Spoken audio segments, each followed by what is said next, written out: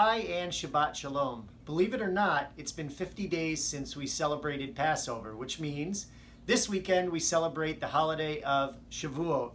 There's a lot going on in the community. Be sure to check the community calendar and check out some of the great Shavuot events that are taking place.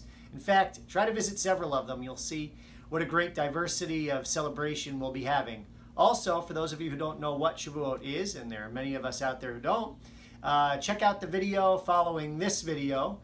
And it's only 4 minutes long and gives you some insight into the holiday, which should be a great celebration. So enjoy your cheesecake, enjoy your dairy food, Shabbat Shalom, and happy Shavuot. Shavuot, or as your grandpa says, Shavuos, is the biggest Jewish holiday you've never heard of. And if you have heard of it, great. We don't need to hear about it in the comments. It's one of the 3 major pilgrimage festivals when Israelites schlepped to the temple to give offerings. In the Torah, it says to have a holiday 7 weeks after Passover, although it's less specific about all the details of what to do on it, apart from offering the first fruits of your wheat harvest, which feels not so relevant. The rabbis long ago picked this day to also celebrate Matan Torah, God giving the Torah to the people at Mount Sinai, a real peak experience. Passover is known for the Seders, Sukkot is known for eating in sukkahs, Shavuot, if you know it at all, which you probably don't, is starting to attract some real love for all-nighters called Tikkun Leil Shavuot. These all-night study sessions happen all over the world, and they're a great way to check out the Jewish scene where you live, because you get to have free-form conversations in a less formal setting than services. At some places, Tikkun goers keep it traditional, looking at the Book of Ruth to talk about committing to the Jewish people, the wild throne vision from the Book of Ezekiel to talk about Revelation, and of course, the text of the 10 Commandments. Other places bring Torah into hot-button social debates, or bring in the arts and culture crowd with Jewish film screenings, cheese tastings, and yoga at dawn. Not for me, but other people like yoga. The origins are Kabbalistic. It's told that the ancient Israelites overslept when the Torah was given, so we stay awake to show our eagerness to receive the Torah all over again. Receiving the Torah. That phrase.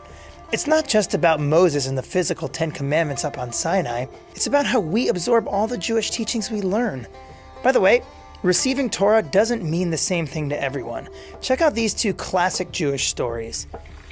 In one, God uprooted Mount Sinai and held it over the people's heads like a barrel, saying, "Accept the Torah or else." So they accepted.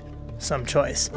Another says that God went from nation to nation offering them the Torah, but each of them rejected it until finally the Jewish people said, "Yeah, okay, na'aseh v'nishma, we will do, we will listen."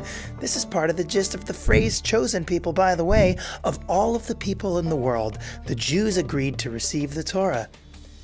Shavuot has other traditions besides the Tikkun, like decorating your home with greenery and flowers, because a midrash tells that Mount Sinai suddenly bloomed when the Torah was given.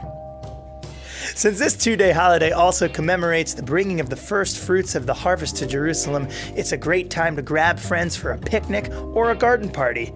It's common in Ashkenazi communities to eat a lot of dairy. Make sure to take those digestive aids. Perhaps this is to remember that the Torah is as sweet as honey and milk.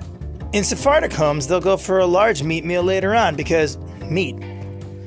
Because the holiday is about receiving Torah, it's a time for young children to bake aleph-bet-shaped cookies, older kids to start to learn Hebrew letters, and in some communities for teenagers, they celebrate confirmation. It's taught that when the Torah was received, everyone heard it in their own language and according to their ability to understand.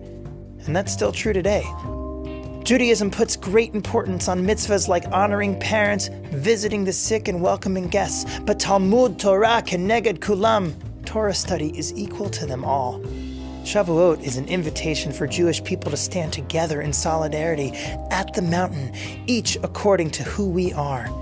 It's an invitation to create a plan for continued learning and spiritual growth.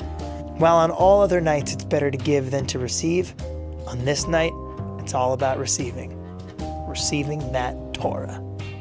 Happy Shavuot.